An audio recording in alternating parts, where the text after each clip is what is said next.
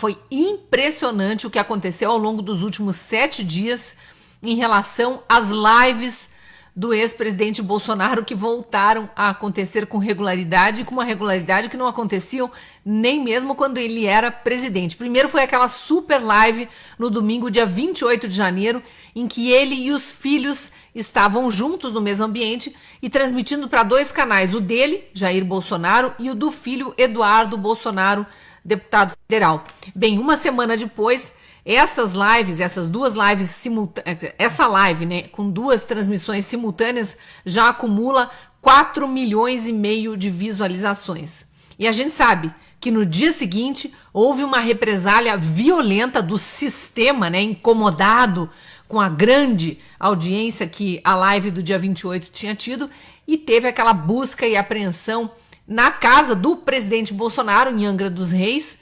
Surpreendentemente, não era o endereço de moradia do alvo da busca e apreensão, o Carlos Bolsonaro, algo inédito, né, nas buscas e apreensões da polícia, que sempre tem um endereço certo para ir, que é o endereço de moradia da pessoa, o endereço de trabalho. Aconteceu também, foram na casa de Carlos Bolsonaro no Rio de Janeiro, foram no gabinete dele na Câmara Municipal do Rio de Janeiro, ele é vereador, mas estiveram na casa do pai dele em Angra dos Reis, numa claríssima perseguição a Jair Bolsonaro e não apenas ao filho Carlos Bolsonaro. Mas voltando à questão das lives, na segunda-feira, no dia dessa busca e apreensão em Angra dos Reis contra Carlos Bolsonaro, o ex-presidente Bolsonaro foi convidado para participar do programa Oeste Sem Filtro da revista Oeste, que é atualmente a maior audiência de internet, de jornalismo de internet no Brasil. Só que o programa dobrou a audiência normal, que normalmente é de 60 mil pessoas acompanhando, 60 mil telas acompanhando online, e disparou para 120 mil, tanto que eles ficaram mais de 1 hora, mais da metade do programa, com o ex-presidente no ar, entrevistando o ex-presidente. Esse programa, agora, uma semana depois, já está com mais de 1,5 milhão de visualizações, também um número absolutamente estrondoso para a audiência costumeira do programa. Na sexta-feira, o programa Oeste Sem Filtro voltou a entrevistar o presidente Bolsonaro ao vivo, fez uma entrevista mais curta, mas teve um recorde mundial de audiência no horário.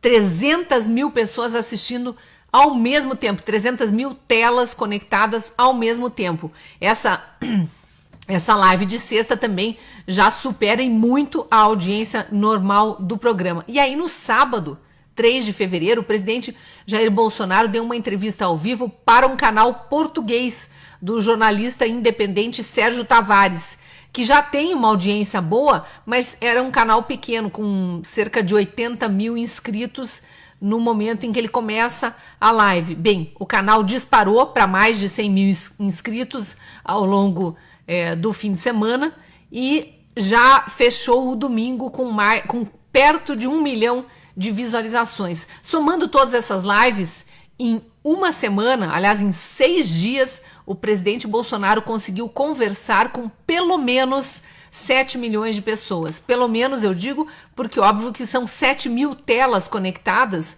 mas há mais pessoas acompanhando diante de cada uma dessas telas. Óbvio que pode ter pessoas que assistiram a uma live e voltaram para assistir a outra. Pode, claro que há. Né, muitas dessas há, mas eu acho que não é errado dizer que ele atingiu 7 mil pessoas. E tem um detalhe importante aqui, 7 milhões de pessoas, tem um detalhe importante, uma parte dessas pessoas não são brasileiras, mas portugueses ou, enfim, pessoas que falam português em outros países e acompanharam também a live no canal do Sérgio Tavares.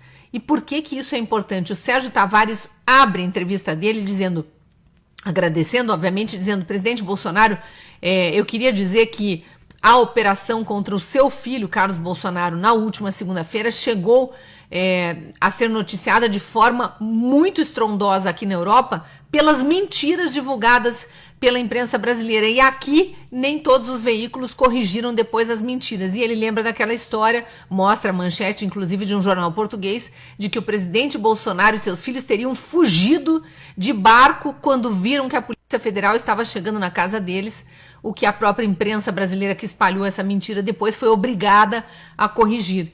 E aí ele faz a pergunta inicial, que eu achei bastante interessante, dando espaço para que ele se defendesse da perseguição.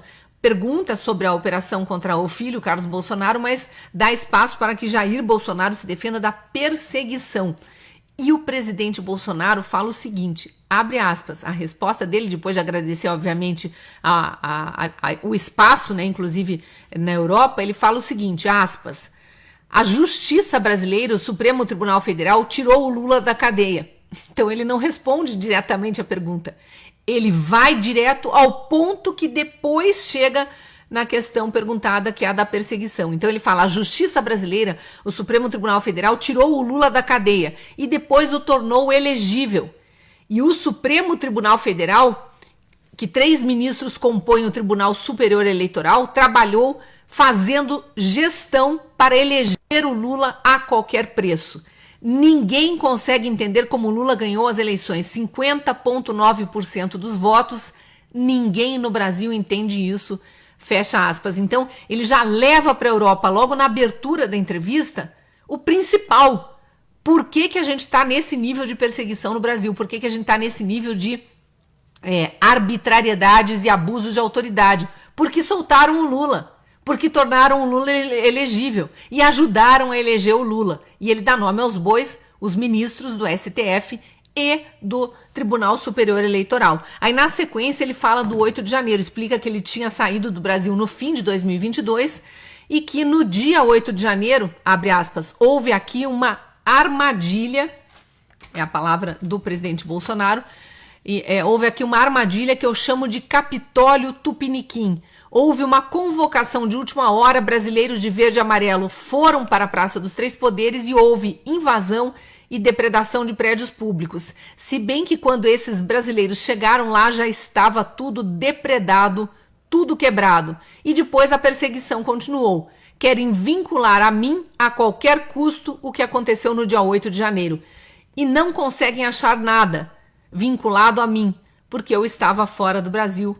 Fecha aspas. Aí ele comenta que os que participaram, alguns erraram, ele enfatiza isso, mas estão sendo condenados a penas absurdas, 17 anos. E eu vou fazer um adendo aqui que eu gosto muito de fazer, porque eu tenho entrevistado, Pitoli, você sabe disso, muitos presos do 8 de janeiro, que agora estão tornozelados, estão em casa, então podem estar diante de um celular, de uma câmera e conversar comigo, apesar de todas as restrições impostas pelo STF para que eles não tenham redes sociais e não se pronunciem, não há impedimento para que eles deem entrevista. Então eu tenho conversado com muitos deles e eu não gosto dessa colocação de dizer muitos erraram, mas as penas são absurdas.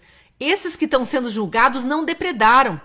Não há uma única prova de que eles depredaram, tanto que eles são acusados daquelas acusações genéricas de golpe de Estado, antes era terrorismo, né? Voltaram atrás porque viram que não ia colar nem na lei isso, mas pegaram uma outra lei e tentaram dizer que eles cometeram um golpe de Estado, tentativa de abolir o Estado Democrático de Direito, acusam de associação criminosa armada, não tem uma única arma apreendida com esses que foram presos.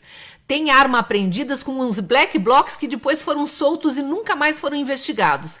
Então eu faço esse adendo porque eu acho importante. Mas o fato é que o presidente Bolsonaro lembrou isso, que alguns erraram, mas estão sendo condenados a penas absurdas, 17 anos.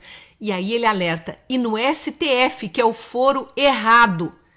Aí ele denuncia os abusos do ministro Alexandre de Moraes, nominando o ministro Alexandre de Moraes, fala com todas as letras que o Brasil está sob ditadura e mostra, inclusive, as semelhanças entre o que está acontecendo aqui no Brasil e a ditadura venezuelana. Então o recado é muito importante para um público europeu, ainda que falante de língua portuguesa, né, o público português, mas ele dá um recado importantíssimo. Então ele vai furando uma bolha, inclusive de uma imprensa militante também em Portugal, que copia o que é dito aqui pela mídia militante brasileira, militante pró-Lula, a mídia lulista, né? E leva esse recado para mais 1 milhão de pessoas, além daquelas 6 milhões que já tinham sido atingidas pelas lives anteriores. Então, é uma estratégia aparentemente nova que o presidente Bolsonaro decidiu usar a partir de agora. Vão me perseguir? Então eu vou levar a verdade nos canais que eu tenho. E os canais que ele tem atingem muito, mas muito mais gente do que os canais oficiais do atual presidente Lula, que fazia as lives aí com